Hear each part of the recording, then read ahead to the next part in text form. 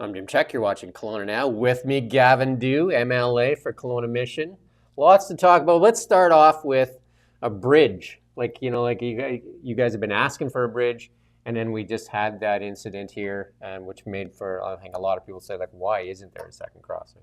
Yeah, I mean, I think obviously start by acknowledging it was a very complicated, tragic situation. Mm-hmm. By all indications, this was an individual who had some mental health struggles that were known, and I think there is obviously a really important mental health conversation around making sure that we're identifying these kinds of risks and keeping people safe. So that's an important conversation that we have to treat with compassion.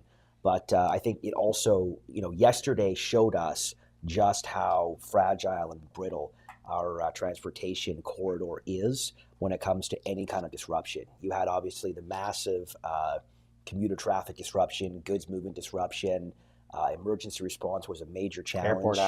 Airport access. You had people getting stuck on forest roads. It demonstrated, I think, very clearly the need for us to get moving on not just a second crossing, which ends up being the really big thing that people talk about, but also on making sure that we're investing substantially in that entire transportation corridor. I think one of the things, we talked about a second crossing during the election, and elections tend to distill things down to, one simple idea. The reality is we believe we need a second crossing, but it has to be approached with an overall, stepwise set of solutions to that entire corridor. If you look at the Port Mann Highway 1 project, as an example, down in the Surrey Lower Mainland area, what was key about that project is it wasn't just a bridge. It was a bridge and 37 kilometers of highway improvements on either side of the bridge. So we need to get moving and plan that soon, and we need to get shovels in the ground sooner than later, which is something I frankly don't expect this NDP government to do. But that kind of significant capital investment in the region is certainly something that we'll see under a Conservative government sooner than later. I think we're doing a story right now about the Penticton mayor's actually said the 201, which is what we've used as the one that people got stuck on, as an alternative route, which is kind of, I don't know if you've ever been on the 201. Yep. I've been on it a few times. And it's pretty windy as you're coming out of Penticton there, for sure. Lots of switchbacks and not easy to navigate.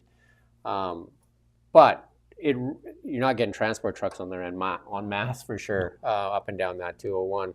So there needs to be some type of thing. We've seen that with Summerland too, which you guys were out there today. Like that, when that road got closed, there has to be some alternatives in a industrialized country such as Canada. China, they can build whole cities in 10 years, like massive cities that can, like rival any Canadian city, and they do that in 10 years. Well, and we're having, spending how much time even messing with that Summerland thing there? Well, look, the time and the money and the inability to get things done is, I think, what frustrates a lot of people.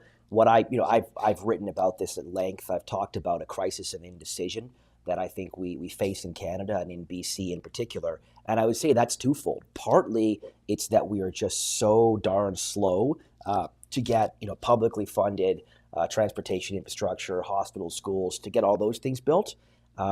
And we're also so incredibly slow, and we create so much risk and uncertainty around building things in the private sector that we end up driving up the cost. We end up reducing the number of investments that get made in our province and in our country.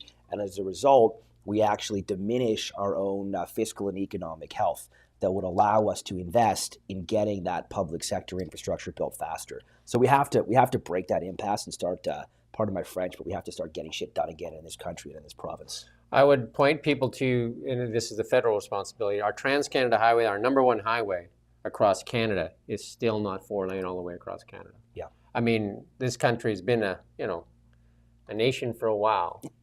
And you know what I mean? Like, again, China can build, I think they just launched a 450 kilometer an hour train. And we don't have a Trans-Canada Highway that's 4-lane. How many people have lost their lives in that section between, like a Revelstoke to Calgary? Look, we have the inability to get things done. Again, we make it too complicated and too expensive. An example that I often provide is the Trans Mountain Expansion Project, the pipeline. That original pipeline was built in 1952. It was a nation-building project that was brought to fruition in, call it 18 months, and it cost $93 million with the technology of 1952. That's $1 billion in today's dollars. When they went and they expanded, doubled that pipeline down functionally the same route, it cost $34 billion. Yeah. That's insane, right? And the result of that is when it costs so incredibly much to get anything built in this country and in this province, people don't invest. They don't build things. And with a project like that, okay, it finally got built, but the tolls that are now being charged on that pipeline are so substantial that they're actually eating away at the price spread that it was brought in to close. So on an everyday basis, less money is going back into the economy because of how overpriced that infrastructure asset became. Yeah, so you talk about the pipelines, and then one of the things that the current government, I'm talking provincial and federal, has done is kind of suppress our natural resources. We've seen that in our even in our forestry sector, is we don't have access to other markets. Right now, we're at the mercy of the new administration in the United States, Donald Trump, who's said that he's going to launch tariffs if we don't tighten our border and then do our NATO spending and all those things, and then we don't have a clear leadership response because we also have some turmoil at the federal level. But then we've had a lot of the provincial premiers getting involved, including Danielle Smith, and then David Eby just recently, he's lobbed some kind of some things that don't even make a lot of sense about charging people to drive to Alaska, and then recently, bourbon and oranges. Yeah. So it's just this ridiculous thing. And I think you touched on the fact that we don't have a lot of access to other markets, and that is in part because we've willfully crippled our access to other markets.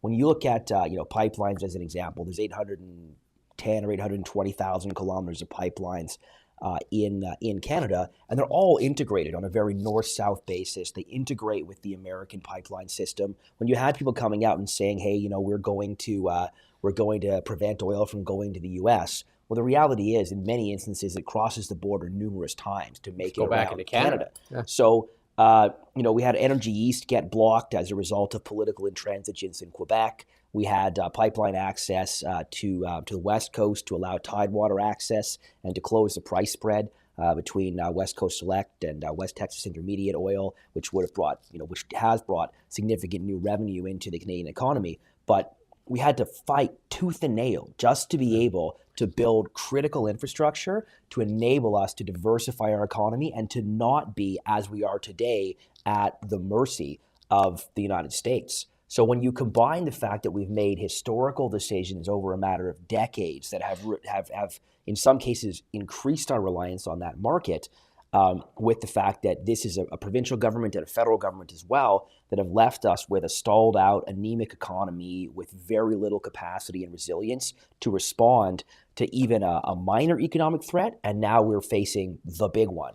To me, that's just so insanely irresponsible, and it speaks to the total lack of economic competency and leadership on the part of both David Eby and Justin Trudeau. So the one that really puzzles me is they say, Eby's come out and said that, Premier Eby's come out and said that we're going to do pandemic level spending until we can find access to other markets. These types of things, access to other markets, are infrastructure type projects that could take, well, with what we've done with Site C Dam, will take 10 years or so to build out. Like how British Columbia plays a key role in Canada. We're one of the major ports, right? We have the access to the eastern market, right?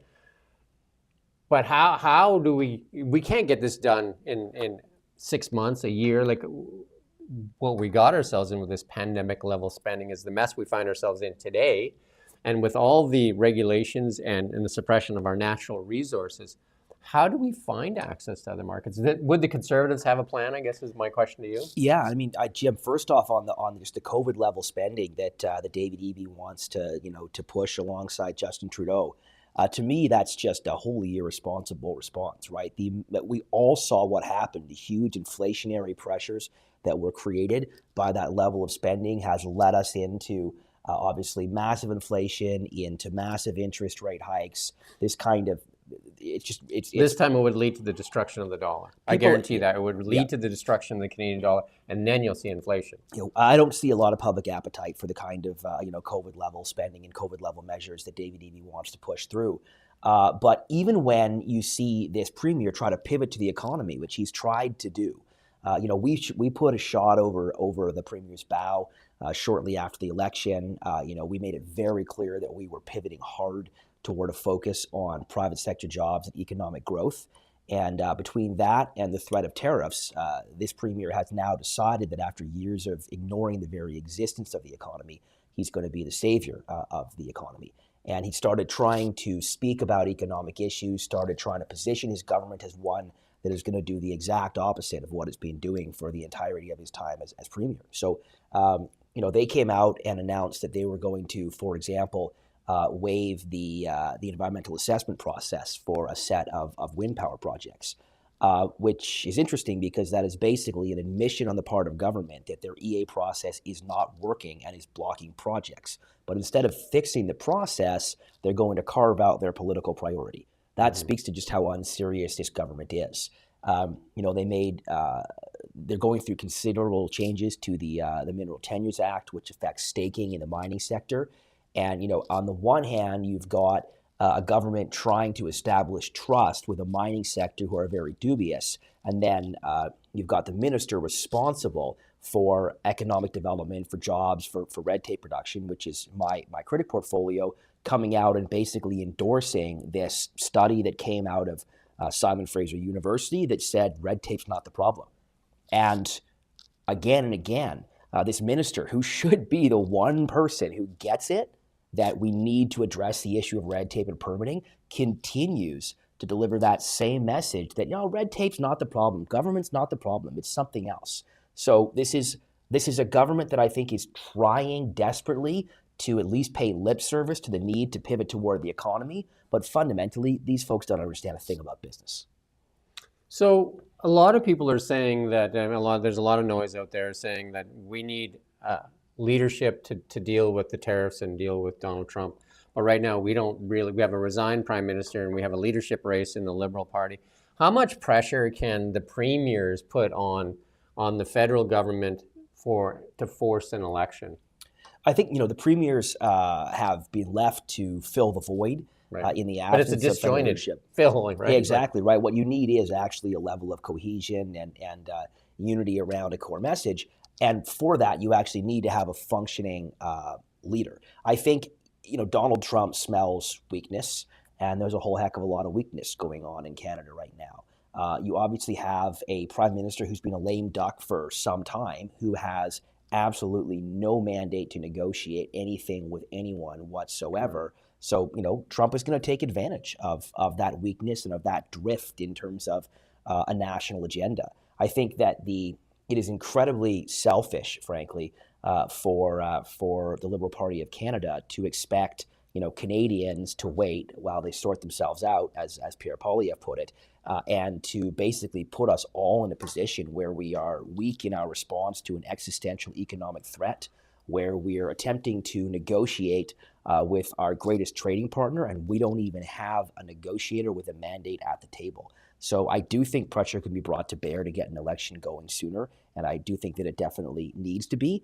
and I do think that, frankly, history will remember this moment and will remember the level of political selfishness that was shown.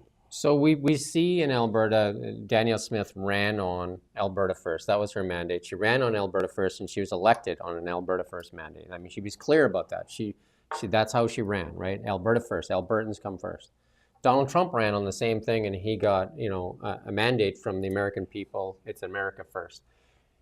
Do you think the current government in British Columbia, I won't get you involved in the federal stuff because this is your thing, do you think we've had a British Columbia First mandate? No.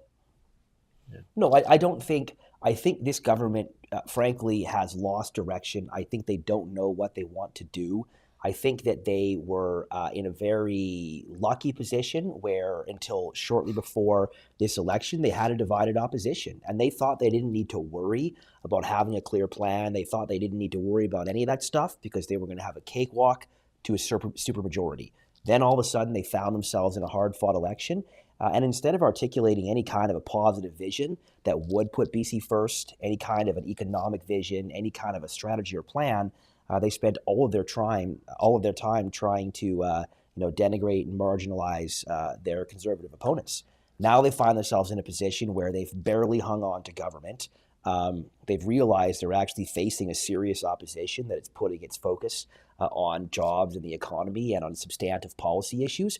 And I think that they are just not prepared. So that's why they've waited so long to call the legislature. There's a bunch of, politicians out there calling for a Canada First kind of like reaction to this. Is the NDP reaching across the aisle and saying, "Hey, do you got some ideas that we can put forth together to the Conservatives"? Are they trying to work with you? No. So I mean, if you're calling for a Canada, like like Team Canada, you're the opposition. Shouldn't all ideas be put on the table and just like, what can we do here? How do we get out of this? You would think so, Jim. But look, what Premier Eby has done is he's put together, his response to this tariff threat is, COVID style spending. It's silly posturing about bourbon and oranges, and now he's put together, wait for it, a committee.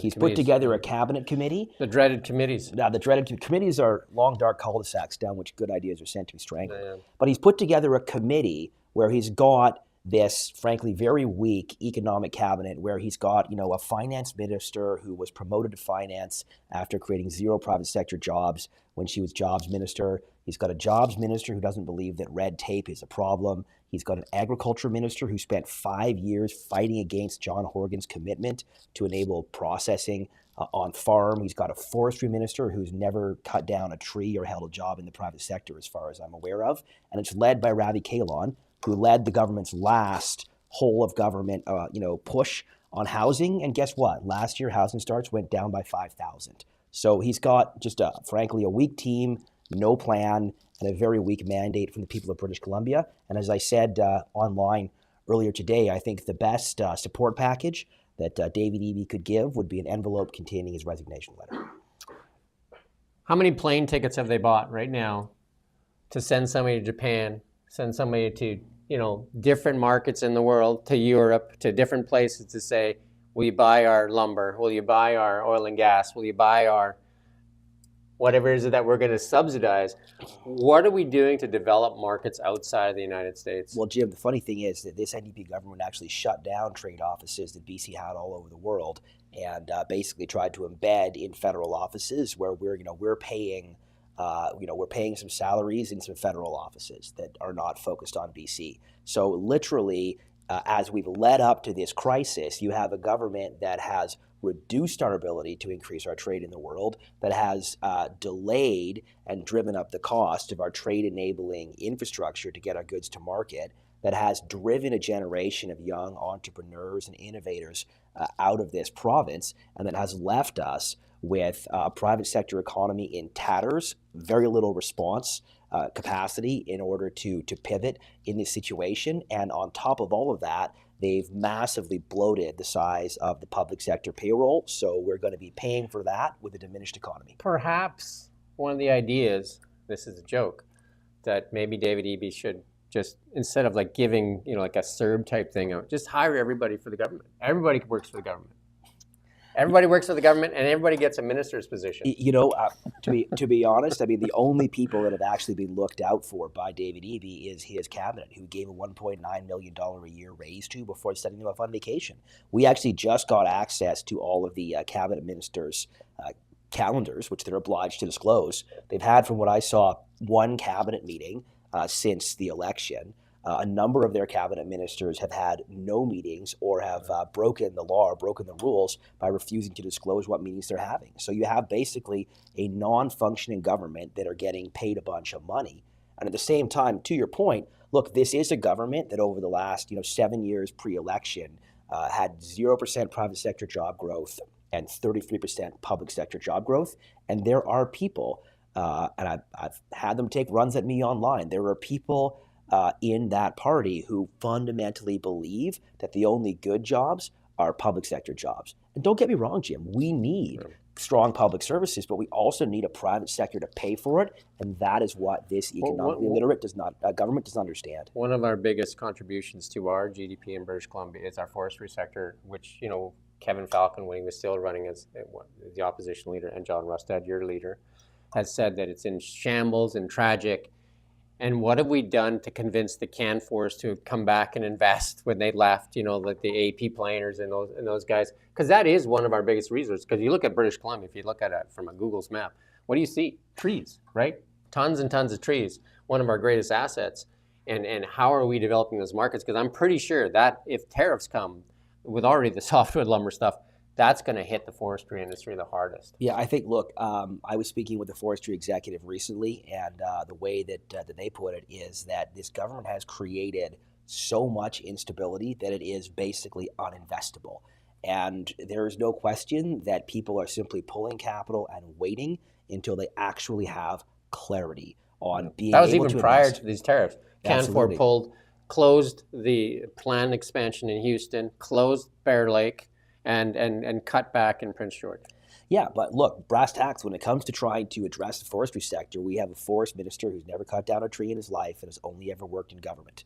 On the other hand, we have a forest critic in Ward Stamer who spent 40 years working in the forestry sector and knows it like the back of his hand. So, to me, what that hopefully should signal to people as we get down to our job of being a strong opposition is we want to make sure that we are developing a government in waiting that knows the files, that has a clear, coherent plan for what we'll do as a government, so that when we are able to defeat the NDP and form a new government, we won't be going around in circles for a year or two trying to figure out what to do, as these guys have been doing.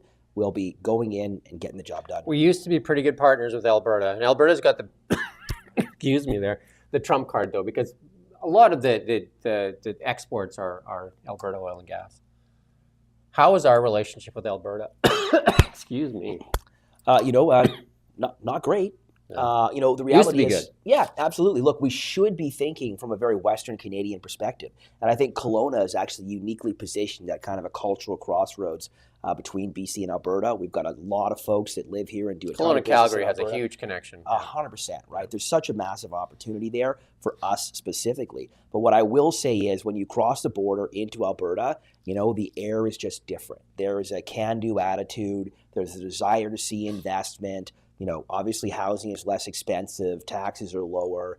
I genuinely worry at the number of people that we are losing to Alberta, and I really do think we have to get back on track, both from a policy perspective, but also a political and cultural perspective, so that we don't lose a generation of smart young people who could be successful anywhere. Because we're losing just so much investment, so much opportunity.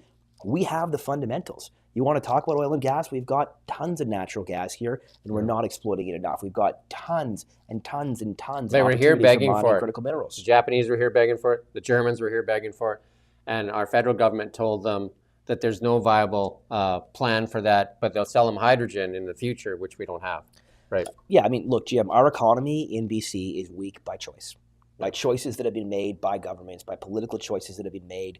We have cut our own throat, and we have put ourselves in a position where we are not only are we not making the most of the endowment that we have of resources and people, but we have left ourselves so unprepared for the economic crisis that we face right now as a result of these tariffs. So is there a conservative responsibility, instead of just being opposition, to say, hey, these are the plans, and even if it makes it look like EB gets a win out of it, where we kind of say, like Danielle Smith seems to be the only one operating with a cool head and said, let's negotiate instead of throwing barbs. So we seem to be throwing barbs across the fence, because Trump is really good at that stuff, and it's so easy to react, right? So. But a calmer response might be better when you're dealing with a bully of that nature. Yeah, I think if there's opportunities to work together, substantively in a real way, obviously that's something that we'd look to take up. But I think the reality is when you look at the kind of rhetoric that David Eby is using, it is transparently clear that what he is hoping to do is a couple things. Number one, he wants to be seen to be in a fight with Donald Trump because he believes that will consolidate center-left and centrist voters under his voter coalition for political gain. So that's what he's doing. He's playing politics because he would rather be in a fight with Donald Trump than face his own opposition in his own legislature. And the second thing that it is transparently evident he's trying to do is he's going to try to blame the economic devastation that he has brought to this province on Trump and tariffs. When the reality is that I would argue that David Eby and his failed policies are actually a bigger threat to our economy than Donald Trump and his tariffs. I think the big question mark on many Canadians should be, we need to take a look in the mirror and accept some responsibility for how we're here, because we don't have other developed markets, and we put ourselves at risk, just like any company. If you're so reliant on one client and that one client leaves and your company's done, this is where we're at right now. We're so reliant on the Americans for everything, for NATO as well. You know what I mean? We're relying on them to be under their protection. We're relying on them for the the trade we do with them. We haven't kept up with our NATO spending. We haven't like developed other markets. So we have to assume some of that responsibility ourselves. Even every voter has to accept some of that responsibility because we've been negligent in how we operate our country. Sure, Jim. And I think, when it comes to responsibility, one of the areas that there's been a lot of debate around is, the claim by President Trump around, border security and particular, drugs. So I find it absolutely insane that there are people who, because they don't like President Trump or his tone, want to deny the reality that we have porous ports through which drugs and drug precursors are coming into our country or leaving. Some of the most country. lax drug policies in the world. Exactly. Canada, exactly. Right? To me, the metaphor is like your home is on fire and your neighbor is screaming fire, but you don't like your neighbor, so you don't want to put out the fire. The reality is we have serious issues in terms of drug smuggling through our ports. This is very real. We've had an inadequate policing response. We have an inadequate amount of screening at the border, and we are a very, very porous destination for drugs, for fentanyl precursors to come in, for stolen goods to go out. We do need to actually address that issue, and just because it's Donald Trump flagging it doesn't mean we shouldn't get really, really serious about a substantive response to the thing he says he wants to see Canada respond to. You tell me, how do we lose out as a country and as a province if we do a better job of securing our ports? Yeah, common sense says that we should be securing our ports and we should be securing our borders. And we should deal with this drug crisis. Even like in Falkland, we had that big bust. I mean, it's evident that BC is being used as a place to make this stuff. I mean, we've made it very easy to come in, and frankly, we've created a wild market for drugs. We've got to seriously rethink that approach. We'll talk about some lighter stuff. And just maybe I'd get your thoughts on Sonia Furstenau step down. Any thoughts on that? I would say start the countdown clock until she becomes a federal NDP candidate. Well, there you go. Or gets appointed to a well-paid board by the BC NDP as a thank you for her services over the years. I mean, I think look, I don't know Sonia well. I've met her. I like her. We get along. But I do think it's a fair statement that it was Sonia's objection that made it impossible for Andrew Weaver to negotiate effectively in 2017 when they found themselves in the CASA with the NDP. The confidence supply agreement. Well. Yeah. There was a real disconnect there, and Sonia was very, very opposed to any right of center party. And I would say in this instance, the possibility of negotiation between the Conservative Party of BC and the Greens was in all likelihood foreclosed because Sonia had such a dominant grip over the direction of the party. So now what remains to be seen is whether and how the Greens can assert relevance. It appears as if neither of the two MLAs are interested in pursuing the leadership of the party, so that will leave a bit of a sort of strange gap there as they try to get their feet under them in the legislature without really having a leader. So I would say, maybe. Well, John's good on the phone. He convinces people to walk across. That's a joke. Come on over, guys. Yeah, I lost my last question. EV mandates. They dropped them in the US. The credits are likely gone. Automakers now in Canada are saying, Stellantis already left now. Automakers in Canada say they're not going to be able to compete if there's EV mandates here, and they'll likely pull auto manufacturing out of Canada. BC still has EV mandates and also still has a credit, although it's been really toned down and feds that don't have a credit anymore. What's your thoughts on these EV mandates in the auto industry? There's a lot of complexity to the mandate side, the subsidy side, all those different pieces. I would say, when you're seeing more and more market uptake of a product, the extent to which you need to subsidize it, I think needs to start, eventually dialing back. I would say we have to actually what ends up happening is that, EV mandates end up becoming sort of a battleground in the culture war rather than a substantive policy conversation. Yeah. And that's where, as an example, I thought one of the most inexpensive ways to induce demand for electric vehicles in BC was actually, the HOV sticker that you could put on the back of your car and be able to drive in an HOV lane. Now, on the one hand, that was a very, very, economically, fiscally prudent way of incentivizing demand.